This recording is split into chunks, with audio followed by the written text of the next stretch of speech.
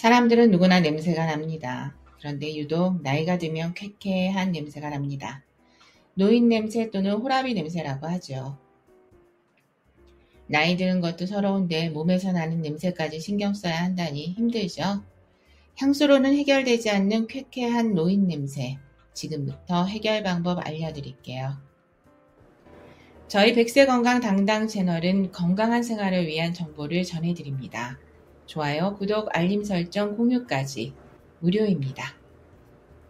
노인 냄새라는 쾌쾌한 냄새의 원인부터 알아볼까요? 요사이 예전에 비해 점점 땀이 덜 난다는 느낌 있으신가요? 우리 몸은 40대가 되면서 신진대사가 줄어들고 땀도 줄어듭니다. 땀이 준다는 것은 노폐물이 빠지지 않는다는 이야기인데요. 우리가 땀이 난다는 것은 모공이 열려 있다는 것입니다. 하지만 모공이 닫혀 있으면 몸에서 나오는 분비물이 제때 배출되지 못하고 쌓여서 냄새가 나는 원인이 돼요. 젊었을 때는 노인 냄새의 원인이 되는 노넨알데하이드라는 물질이 안 나옵니다. 40대 중반부터 이 물질이 나오기 시작하는데요. 노넨알데하이드는 땀과 함께 배출되는데 배출되고 사라져야 해요. 그런데 사라지지 않고 계속 쌓여서 냄새가 나죠. 그리고 나이 먹으면서 이로운 균은 감소하고 유해한 균은 늘어나 피부가 점점 산성화돼 피지 속에 지방산이 산화되면서 생겨요. 이러한 냄새가 쌓이는 곳은 겨드랑이와 머리 뒤쪽, 제비추리라고 하죠. 그리고 귀 뒤, 귀바퀴, 콩망울, 파인 곳, 무릎 뒤쪽, 팔꿈치 안쪽, 배꼽, 발가락 사이사이, 손가락 사이, 손톱 아래 등등입니다. 넓은 곳이 아닌 좁고 주름진 곳입니다. 다음은 입냄새도 무시 못합니다. 땀과 마찬가지로 침 분비량도 줄어 입마름 현상이 나타나고 세균이 점차 번식해서 치석도 많이 쌓입니다. 치석은 냄새가 날 뿐만 아니라 치석은 치주염이 되고 혀에는 백태가 끼게 되고 입속의 충치도 입냄새에 한몫합니다. 그리고 우리가 샤워를 매일 하다 보니 꼼꼼히 닦는 것을 종종 잊어먹습니다. 노폐물은 어디든 다 쌓입니다. 머리 부분에는 샴푸하실 때 뒷목 제비출이라고 하죠.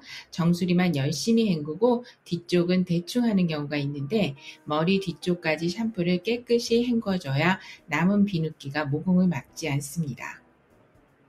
그리고 귀바퀴와 귀 뒤쪽까지 꼼꼼히 닦고 물기도 제거해 주셔야 노폐물이 닦여 나갑니다. 얼굴에 코를 보시면 콧망울도 파여 있어 노폐물이 잘 쌓이니 지나치지 말고 닦아줍니다. 우리 몸이 접히는 관절 뒤쪽, 팔 안쪽, 무릎 뒤쪽, 주름진 곳은 깨끗이 닦고 물기도 잘 마르게 해야 합니다. 그리고 사타구니, 배꼽, 항문도 잘 닦고 반드시 깨끗이 말려줍니다. 발도 각질이 생기지 않게 관리해 주시는 게 좋고 발가락 사이사이도 비누로 깨끗이 씻고 타월로 물기를 잘 닦아내야 합니다. 물에 남은 비누기가 가실 때까지 물로 깨끗이 닦아주시고 물기도 대충 말리지 마시고 꼭 말끔히 말려주세요. 또 머리를 감으실 때에도 덜 말리지 마시고 꼭 깨끗하게 말끔히 말려주셔야 덜 마른 냄새와 비듬이 생기지 않습니다. 씻는 것도 중요하지만 잘 말리셔야 하고요. 로션을 골고루 발라 건조하지 않게 유지시켜주는 것도 좋아요. 적당하게 수분을 유지시키는 것이 중요합니다. 몸에서 나는 냄새를 향이 짙은 목욕용품 또는 향수 냄새로 덮으려고 하시는 분들 계시는데 순간 자신만 못 느낄 뿐이지 조금 지나면 악취가 더 심해집니다. 향이 짙은 용품은 본인 냄새와 섞여 안 좋아요. 지하철이나 버스에서 짙은 화장품이나 향수 때문에 기분 나쁜 경험 해보신 적 있으시죠? 그러니 향이 거의 없거나 은은한 향으로 사용하는 것이 좋습니다. 냄새를 없애는 방법도 알아볼까요? 단순히 박박 때만 민다고 없어지지는 않습니다. 나이 들면서 몸에서 나는 냄새는 아예 없앨 수 없습니다. 하지만 노폐물이 쌓이지 않게 간단히 신진대사를 높이는 방법이 있습니다. 미지근한 물을 충분히 마시는 겁니다. 나이 들수록 우리 몸은 점점 건조해집니다. 차가운 물만 마시는 분도 자신을 위해 미지근한 물을 충분히 마셔보는 것도 좋습니다. 물을 충분히 마시면 노폐물 배출도 좋고 신진대사에 도움이 될 뿐만 아니라 피부의 탄력도 좋아지고 노화도 방지됩니다. 그리고 적당한 운동과 산책입니다. 꾸준한 운동은 근력을 향상시켜 줄 뿐만 아니라 햇빛을 보며 산책을 하면 비타민 D가 자연적으로 생성돼 면역력을 높이고 기분 전환과 건강에도 도움이 됩니다. 산책을 하실 때는 약간 빠른 걸음으로 살짝 땀이 나는 정도로 걸으시는 게 좋습니다. 땀이 나면서 모공의 노폐물이 배출됩니다. 가벼운 산책 후 반신욕도 좋습니다. 매일 하기 힘드니 일주일에 2, 3회 정도 30분은 넘지 말아야 합니다.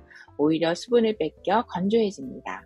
항상 청결과 적당한 수분 유지 잊지 마세요. 사우나도 너무 과하게 하시면 좋지 않습니다. 피부를 떼수건으로 박박 미는 것도 오히려 각질이 더 생길 수 있어요. 마지막으로 먹는 음식도 중요합니다. 고기와 기름진 음식, 맵고 짜고 한 음식을 자주 먹으면 뱃속도 불편하고 배변 후 냄새도 좋지 않습니다. 사과만 먹으면 똥냄새도 좋다는 말이 있습니다. 그럼 사과만 먹어야 할까요? 채소 중에는 고추나 토마토가 좋고 과일은 사과나 딸기, 탄수화물 중에는 메밀과 현미가 좋습니다. 주변에서 쉽게 구할 수 있는 식재료니 식습관 개선을 위해 노력해야겠죠? 입냄새는 어떻게 해야 할까요? 단순히 양치질만 해서는 안 됩니다.